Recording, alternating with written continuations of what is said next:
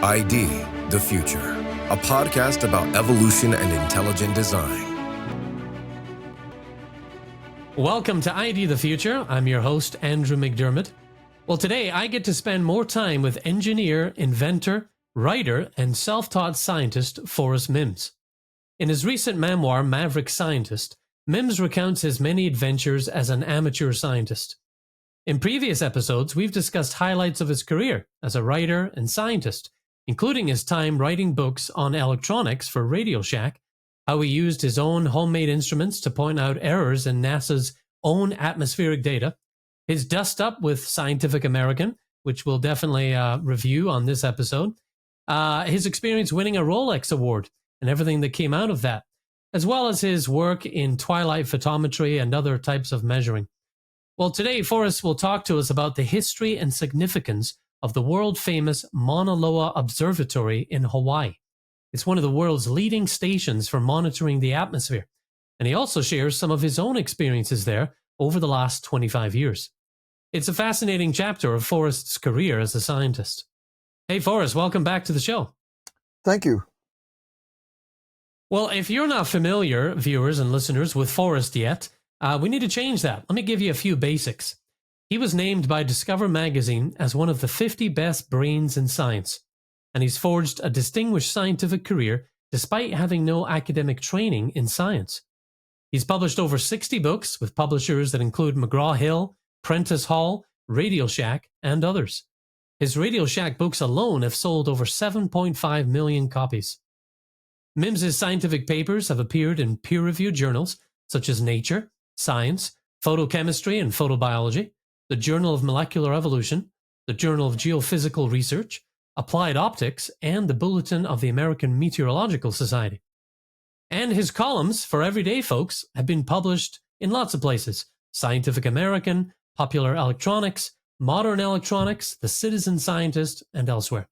Mims has also consulted for a number of official scientific bodies, including NASA, NOAA, and the Environmental Protection Agency. So, Forrest, you've said that to be a scientist, you just have to do science. And I'm curious, where did you write that at first? And how long did it take you to realize that? Was that a eureka moment for you, a sudden moment that you realized that? Or did it occur over time? A good question. And I don't really have a good answer for that. I know that's when I told my children when they did science fair projects.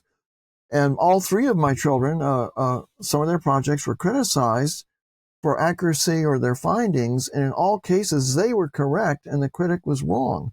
And so I began telling my children, if the data are good and you know they're good and you know they're correct, ignore critics who say they aren't correct.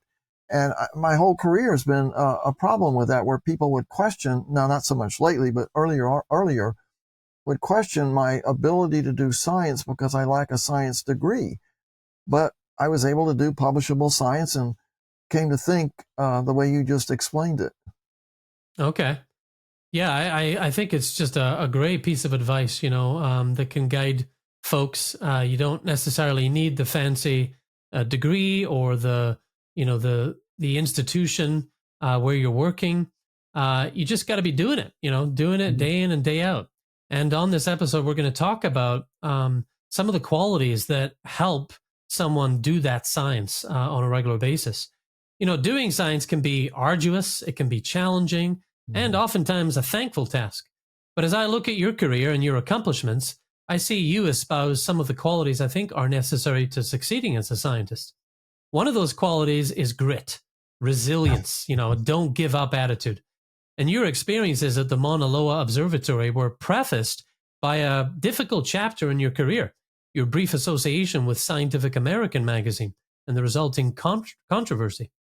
Now, if that hadn't happened, you may never have been invited to Hawaii, and your multi-decade association with the observatory may not have materialized. So, in a nutshell, how did the Scientific American affair lead to your appointment as an instructor at Hawaii's University of the Nations? Well, I applied to take over the amateur scientist column, and the editor was very pleased with what I submitted, several pounds of articles and books and so forth. After a year, they invited me to New York, and I met with them, and the editor was very pleased. I brought along my camera kite that you could fly from kites and take aerial photographs and some of my other instruments. And he was very excited. But when we were having an interview, he said at one point, "What other magazines have you written for?" And I wanted him to realize that I'm not just a scientist. I do lots of other things. So Popular Photography magazine, Texas Parks and Wildlife, Christian magazines. He immediately interrupted, "What have you written for Christian magazines?" I said, "How to take teenagers from a church on a 1,000-mile bicycle trip." And by the way, we just had our 50th reunion for that, where those kids, they're now 65 years old. We met in on the beach near Corpus Christi. We started in Albuquerque. But anyway, when I said that, he immediately said, "Hold it, wait right there. I've got to talk to the staff." And he was obviously very angry.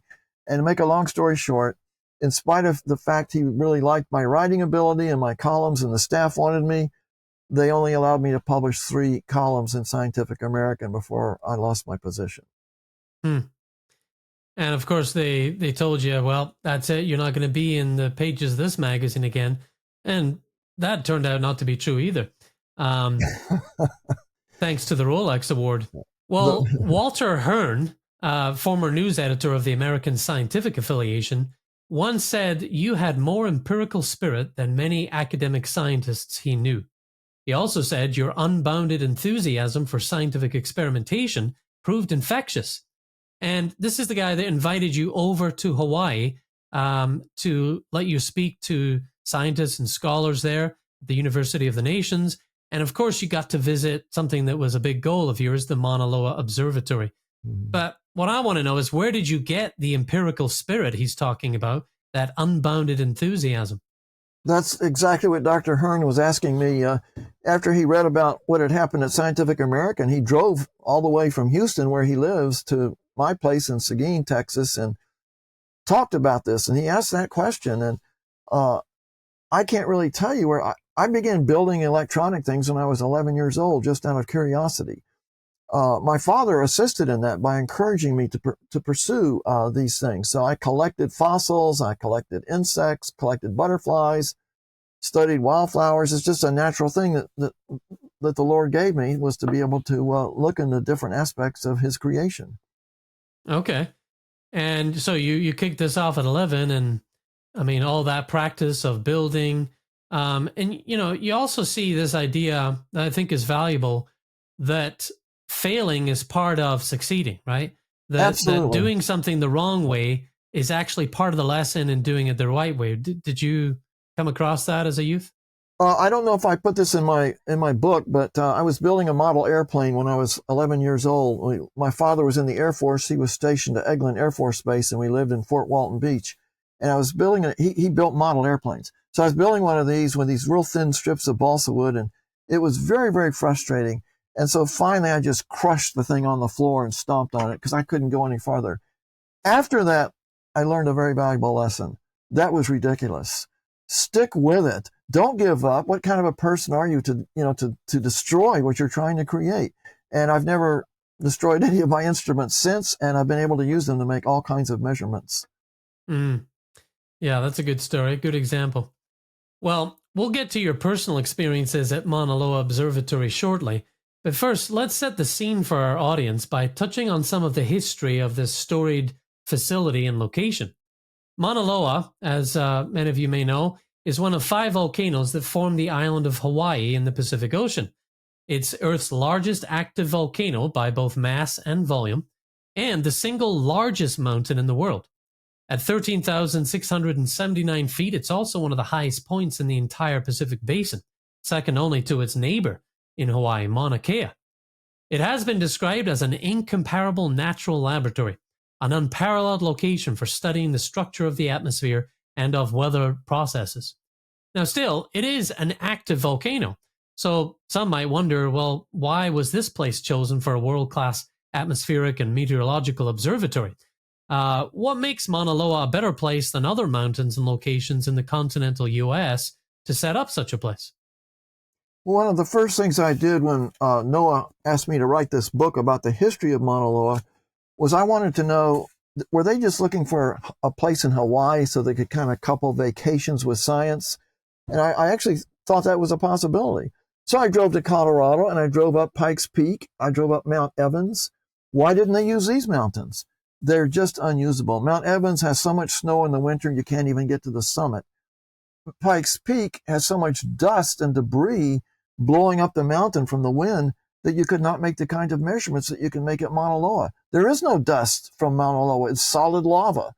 The only dust you get is brought in from China, and it's high above the mountain. So that's why Mauna Loa was such an important place to visit and do some of my own research.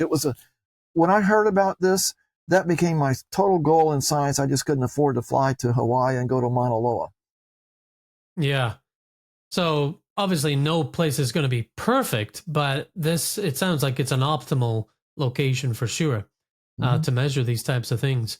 Now, when it comes to the history and significance of the Mauna Loa Observatory, you, like you're saying, wrote the book. I mean, you literally wrote the book. How long did you spend on this book? Did it seem like it was about 5 or 6 years? Yeah, it was a 4-year project. This is not my biggest book, but actually it's probably, I think it's my most important book. And so, well, except some of the Radio Shack books. But this book will be out there until we're no longer around, and people can then research why Mauna Loa is so important. I also visit the place where Mauna Loa was inspired, and that's Sunspot Observatory at 9,200 feet in the Sacramento Mountains of southern New Mexico. And one day, Ralph Stair was a scientist with the National Bureau of Standards. He was measuring the atmosphere. He's trying to measure the sun's constant, how much irradiance light is coming from the sun.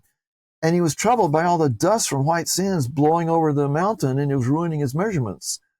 And so he was visited by a fellow who wrote the preface to this book, and who was the Robert Simpson, who had a PhD. He was on the way to head the National Hurricane Center, became its first director. And his boss asked him, look, stop by Sunspot Observatory and find out what they're doing. So Simpson meets Stair and finds out about the dust, the problem. And he says to Stair, there's a place in Hawaii that just might work a whole lot better than this place. Because he had set up a very tiny observatory, 8 feet by 6 feet at the summit, the very top of Mauna Loa, when he was a meteorologist for the military in Hawaii. And after 3 or 4 years, that wonderful little place, they had to quit using it. Nobody could get there to check the data. It was too difficult to drive the road and so forth. And so that ended. So here we have an opportunity where we could restart the observatory from a lower location. So, but Ralph Stair would need the money to do it. And so Simpson said, I can give you money out of the Hurricane Center budget if they will allow me. They did. Stair got $25,000, and they built the first building at 11,200 feet on the summit, on the north summit of Mauna Loa Mountain. Wow. And you trace all of this, of course, in your book. I have my copy here that I've been enjoying diving into. It was published by University of Hawaii Press in 2011. Where did you turn for your research? You've mentioned going to Colorado. That's where, some of the important documents are kept. Did you do interviews? How did you go about it? I did numerous interviews in person and by telephone. Simpson himself, I interviewed extensively by telephone. Now, he was in his 90s. In fact, he was, I think, 96 when he wrote the preface to the book.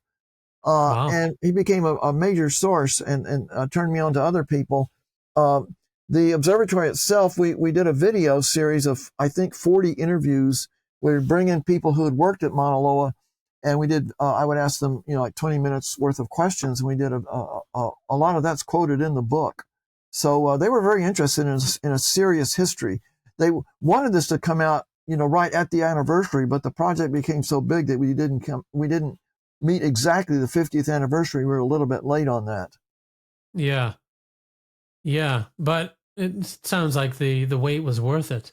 Oh, now, yeah. At the beginning of the book, you trace some of the history of scientific measurement and exploration on Mauna Loa. I was pleased to discover some fellow Scotsmen contributed to that history. Archibald Menzies is one of those men. He's credited as the first to trek the mountain to make scientific measurements from the summit in 1794. He was a surgeon and a naturalist. Tell us briefly about his contribution. Well, he wanted to climb the mountain, and he was on this British expedition around the world, and they're in Hawaii, and here's this big giant mountain. How do I get up there? So the native Hawaiians gave him a crew, and they tried to go straight from the Kona coast up to Mauna Loa. It was totally impossible. The vegetation was just way too thick. So the chief says, "Okay, I'll loan you 2 canoes and rowers." So they gave him I don't know how many men were involved in that, but at least 20. And they went around all the way around the southern coast of Hawaii to the eastern coast, where there was the western coast, where there was a trail to the summit of Mauna Loa. But it was a difficult trail, and nobody had heavy boots and climbing equipment, they were just dressed very casually considering what they were about to do. But they managed to climb all the way to the summit.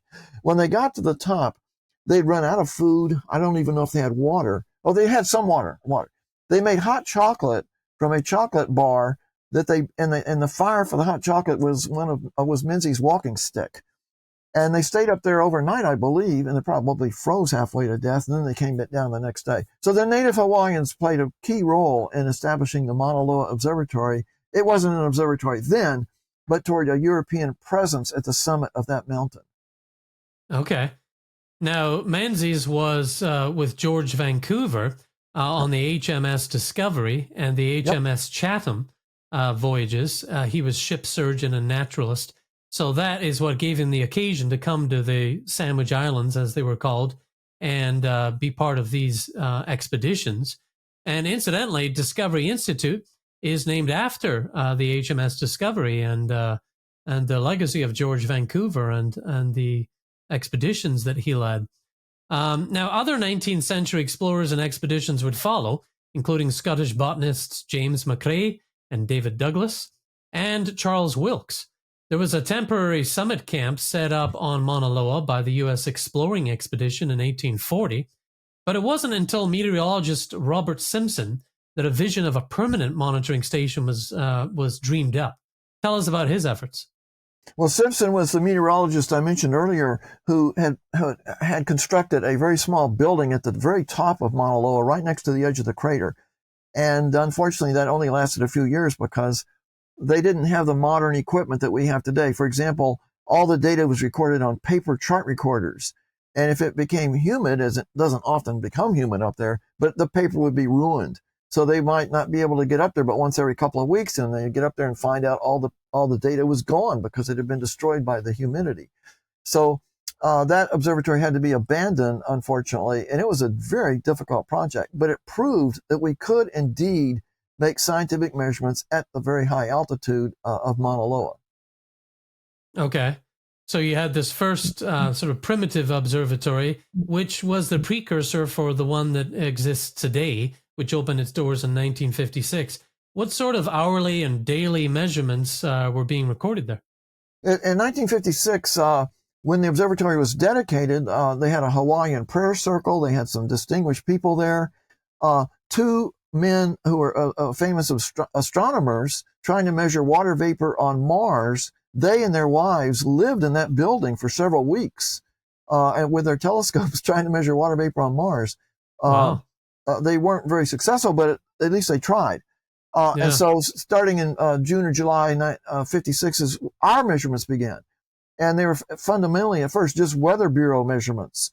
But as time went by, toward the end of 1957, it became obvious this would be a great place to measure carbon dioxide. So that became one of the first major experiments.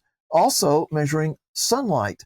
How is the atmosphere changing sunlight at this very clear location, at 11,000 feet above sea level?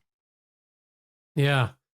Well, in 1965, the observatory's reputation did grow with the publication of the first major CO2 paper based on MLO data. This kicked off a major worldwide debate over the impact of CO2 emissions on the temperature of the planet. How did this global story impact this little observatory and its staff? Well, what happened next was Scripps Institute was the one sponsoring the CO2 measurements. And so they weren't providing any money for that. So NOAA had to dedicate 1 or 2 employees at the Mauna Loa Observatory to take care of the carbon dioxide instrumentation. So there became a little bit of little bit of a hassle there occasionally when the instrument needed repairs and so forth. The NOAA people had to work full time fixing them. And the Scripps scientist was sometimes rather demanding and authoritarian. And these government Weather Bureau people, they didn't particularly like that. But in the end, they did end up with an extraordinarily accurate CO2 measurement series, a time series beginning in 1957, 58. The problem is they didn't measure the chief greenhouse gas. CO2 is a greenhouse gas. That's what helps cause warming. But they didn't measure the most important greenhouse gas, water vapor. And they measured it, but they never published the results. And so to this day, I have yet to determine why there's no emphasis on the results of water vapor at the Mauna Loa Observatory, but I have determined my results. My 30-year measurement series, which is published in Bulletin of the American Meteorological Society, over 30 years that where I'm sitting right now here in Texas, the water vapor has gone up and down, but the trend is exactly flat. So I did a little research. The Smithsonian set up a station at Table Mountain, California in 1924. And from there to 1957, they also measured the total water vapor. And it went up and down, but the trend is exactly flat. So there we have measurements going back to the early 1920s, plus, and then my measurements. If the leading greenhouse gas is flat and the CO2 greenhouse gas is up, how does that affect warming?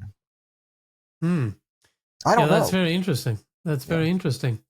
So you don't see the research out there on water vapor and its impact on global warming? The instruments at Mauna Loa very early on could measure total water vapor, but they only a couple of papers touched on that, and they were affected by volcano activity. So the papers were not considered that important. I consider them to be of the highest importance. And I'm about to send them an information request if they don't want to provide it on please provide all total column water vapor measurements made since 1958 at Mauna Loa Observatory. They've got to be published. Yeah, that's definitely an important research project to pursue. Well, you've been taking measurements at the MLO for 25 years, and between 1998 and 2018, you spent 235 nights at the observatory to avoid the pre-dawn trek up the mountain. Walk us through some of your daily routine during those visits. I had to start staying up there because I just simply couldn't drive up there at 3 o'clock in the morning. It's too dangerous. And then I had to be there at sunset as well as sunrise. Sunrise to begin calibrating my optical depth instruments that look at the sun. Sunset was to do my twilight instruments that measure the aerosols in the atmosphere. And so I've developed a series of instruments that do that. And the best time to do it is from sunset for about 2 hours. Well, that means if I drove back to the campus of the university where I was teaching, I would get like 3 hours of sleep, plus driving both times at night. So they gave me permission to stay at the observatory. So you're right, I've spent 235 nights up there, the most of anybody. Wow. Now, give us a little bit of a picture of the nights there. You describe it as one of the loneliest spots on the Big Island. Were you able to sleep around all these instruments? And did you ever get a sighting of Madame Pele, who's Hawaii's volcano goddess? It's certainly different. And if you're superstitious or if you're afraid of the dark, you don't want to stay up there. And also the instruments, as I point out in my book, they make all these strange, the air instruments, all these rattling and vibrating sounds and sometimes a loud noise. And is somebody inside the building? No. John Chin was the guy, the scientist who did the CO2 measurements for many, many years. And John has passed away recently, so I can tell this story, that he was going to have to spend the night by himself one day because he didn't drive his car up. The observatory people drove their car with John, and they left John, and they were leaving, and John was running after them crying. He was not going to stay there alone at night, so they had to stop and pick him up. I was driving up the observatory one night, and there's a certain turn in the road that I remember very well, and there was a woman wearing a white gown standing by the road, and I went, what is this? I mean, it's 10 o'clock at night. This is the most remote road in all of Hawaii. And there's a woman wearing a white gown. What's that all about? And then I realized that there were people growing marijuana on the mountain, and she was probably associated with that. So I just kept going. But then I realized later, that's kind of high for marijuana. So anyway, I tell people at Mauna Loa about this story, and they all say that was Mauna Pele. That's a good one. Well, one of the instruments at the observatory is Dobson 83. It's the world's standard ozone instrument. How did this magnificent machine confirm that your own homemade instruments were measuring the ozone layer more accurately than even NASA's ozone satellite? That's a fascinating story. The big thing about going to Hawaii was to talk about being fired by Scientific American before that group of Christian scientists, or they're scientists who are Christians. A large group, by the way, and they've all got PhDs and they're in all different fields. So I told my wife, this means I can go to Mauna Loa Observatory, where I just dreamed of going with my instruments, which were only a couple of years old at that point. So I contacted the observatory, and the secretary arranged for me to ride with this woman, this college student who was calibrating Dobson 83, the world standard ozone instrument, which they calibrate every year for 2 or 3 months. And so she picked me up at the hotel. My wife stayed there with one of my 2 instruments. I built 2 of these ozone instruments, and I took tops 1 to the mountain, and she kept tops 2. And we did that to measure how much ozone there was between the mountaintop and the sea level. Anyway, I'd been measuring an error in the NASA satellite that nobody believed. And I thought this Mauna Loa is a perfect place to verify that. So she's got world standard instrument, and bingo, she's also showing a difference in the satellite measurements. The same, she's measuring what I'm measuring. So that became a big deal at NASA. They don't make errors, and if they do, they will be quickly repaired, but they're very slow. I know the ozone the day I measure it. They don't know it for sometimes weeks because they don't look at it every day. They're doing all sorts of science associated with that, and they're looking for trends, not daily measurements. But finally, they agreed that, yes, I'd found an error in the satellite. And meanwhile, I published my first paper in the journal Nature describing that error, and that really kicked off my ozone research. Well, as we wrap up our conversation today, I wanted to come back to the qualities of a successful scientist. In your book on the Mauna Loa Observatory, you draw some parallels between the scientists who have worked at the observatory in the last 5 decades and their 18th century colleague and forebear, Archibald Menzies, the first person to conduct scientific measurements on Mauna Loa. They lived in very different worlds, to be sure, but there are striking similarities, which you do lay out. Let me list a few and have you comment on them. So, determination and courage, obviously necessary when you're an explorer, in the 18th century, but definitely necessary too at such a remote observatory as you've been describing to us. Cross-disciplinary experience. What did you mean by that? Oh boy, when you're doing research at a place like Mauna Loa Observatory, you want to be able to do research in as many different fields as you can, because you're not going to get a chance to go back necessarily. I was fortunate in being able to go so many times and stay so many times, but most scientists there are measuring one thing, and that's it. But I'm measuring 15 things, and that really inspired me to continue that research. That's how I got involved in the twilight research. And now that's become the most important science that I've ever done. So I really can thank the people at Mauna Loa Observatory for giving me that opportunity, and they did so under the inspiration of Archibald Menzies. Yeah. Other similarities include skill in measuring and analyzing data. Yep. You've got to be able to look at data over and over and start to see patterns. Being an experimentalist, which is relying on physical measurements and observations, which related to that is a bit of skepticism for just theory, theorists. Ability to maneuver budgetary constraints. I mean, obviously, that can come up, when you're a scientist and when you're an explorer. Respectful of the approval process. Everyone's got a boss. Everyone's got to get the necessary permissions. Courteous and kind to locals in the field. Why is that so important? Well, first of all, the Hawaiians have a problem with sometimes those of us who are not Hawaiians moving to Hawaii and using their mountain to make our measurements. And so fortunately, the Mauna Loa Observatory has always had a wide variety of Hawaiian citizens who work there. Well, they're all from Hawaii. People like me are visitors, but we respect that culture, and they respect us in turn.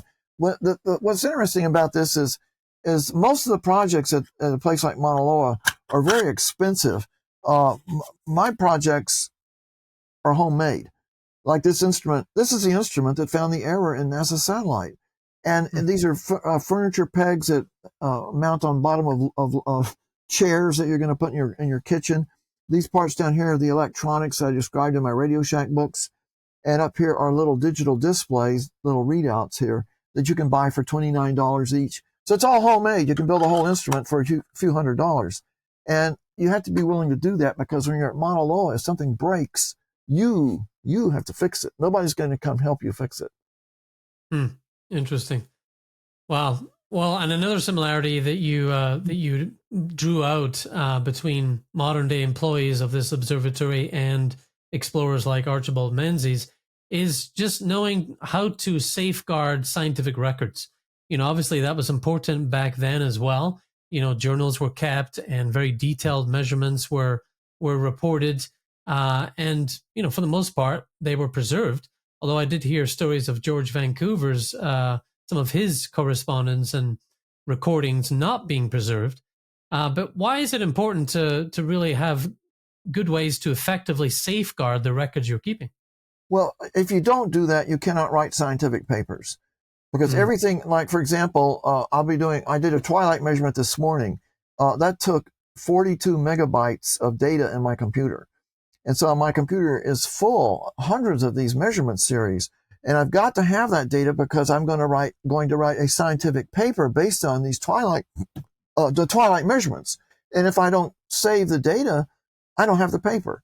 And by the way, that's another point. The fact I don't have a science degree means absolutely nothing. The people reviewing my paper and the scientists who allow me to stay at Mauna Loa, they've never asked what my degree is. They don't know I have a degree in government, and they wouldn't care if I did, because it's the science I do that counts. And I think that if more people realize that, I think we'd have more people doing the kind of science I do.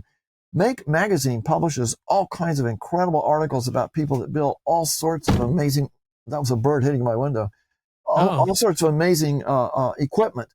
It's not scientific equipment. And I'm hoping to convert some of these guys and there's women too that do this, to use some of their skills to build scientific instruments that can do the job that is not being done by professional instruments. Wow. Yeah, that's an admirable goal. And I do enjoy seeing what Make Magazine put out. You, of course, have been writing for them for a while, and they actually published your latest book, your memoir, right? Maverick Scientist. Yeah. Yeah, they're very nice to do that. Good team. Oh, they're fantastic people. The publishers, I didn't know Texas A&M University rejected the proposal for this book for the same reason that Scientific American fired me, because it mentions that I believe in creation and not evolution, and then they got in trouble. Their staff got in trouble for that. But that's where I went to college.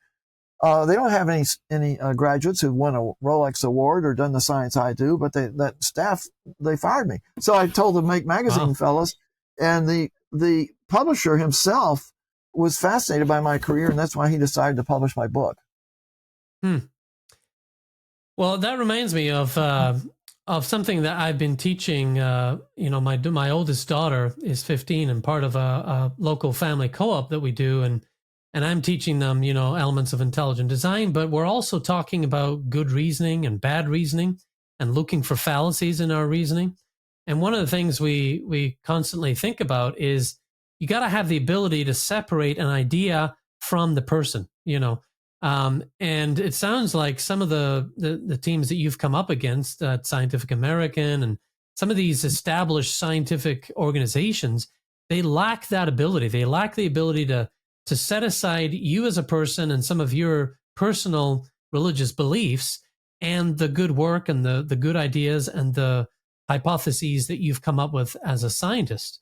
And so I think that's yet another hallmark of an honest, successful scientist is the ability to do that. If they had kept me on and let me write columns for Scientific American, those columns I wrote 3. They're very difficult to write.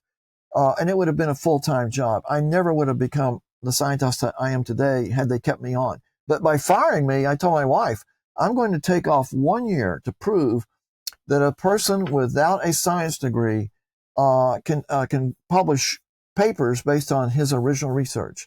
Well, that was 1 year. That was 1990. That 1 year hasn't ended.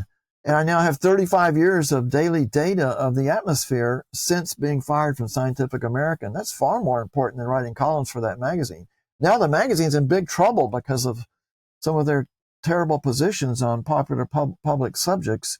They might go out of business. It's the oldest magazine in America. But Yeah. I thank them for starting my science career. Yeah, absolutely. Well, final question for you. What is going on at the Mauna Loa Observatory today? I mean, is the future looking bright? Are they struggling? Are they having difficulty? Or what's going on there today? The big problem is the 2000, when it was 2022, when Mauna Loa last erupted, it sent a river of lava that crossed the Mauna Loa Road and for 1 mile. And that lava is 30 feet thick. It's still cooling. It's still not cooled down enough to where they can rebuild the road. They're hoping that they can reconstruct the road and get rid of that 1 mile, or put the road will actually go on top of that 1 mile. And they're hoping that can be done sometime next year. But then there's a problem of no power because the power lines were burned down by the lava. So the Mauna Loa Observatory right now is operating on a 1/3 basis. About 1/3 of the instruments are working. And the crew flies up once or twice a week on a helicopter to service those instruments. They've also installed some solar power supplies to help provide power. But the LIDAR, the NASA LIDARs and the NOAA LIDARs are not working. Those are crucial instruments.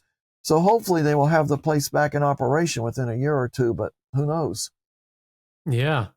Yeah. Well, it's, they've had 50 years of storied history and, world changing measurements and data. So here's hoping they can put in another 50. Well, Yep. Forrest details his experiences at the Mauna Loa Observatory in more detail in chapter 16 of Maverick Scientist. And that's just one chapter of dozens. I encourage you to get a copy of the book for yourself or give it to the aspiring inventor or scientist in your life, a young person or an adult who is interested in this stuff. It is very much an inspiration. And you don't have to be a full-time scientist to tap into what Forrest has done and what it can mean in your own life. So hop over to discovery.org/Maverick to learn more about the book and order a copy. That's discovery.org/Maverick. Well, Forrest, what will we talk about next? I'm looking forward to already. We could talk about amber, fossil collections, atmospheric research, and my Twilight program. Yeah. There's lots to talk about. You've had an amazing career. Well, thank you for joining me today. And listen, if you like the conversations that we're having on ID the Future, please share an episode with a friend or two.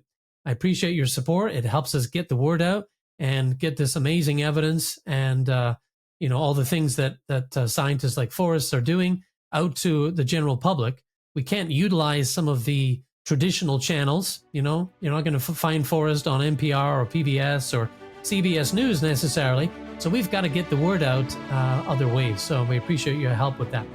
For ID the Future, I'm Andrew McDermott. Thanks for watching and listening. Visit us at idthefuture.com and intelligentdesign.org. This program is copyright Discovery Institute and recorded by its Center for Science and Culture.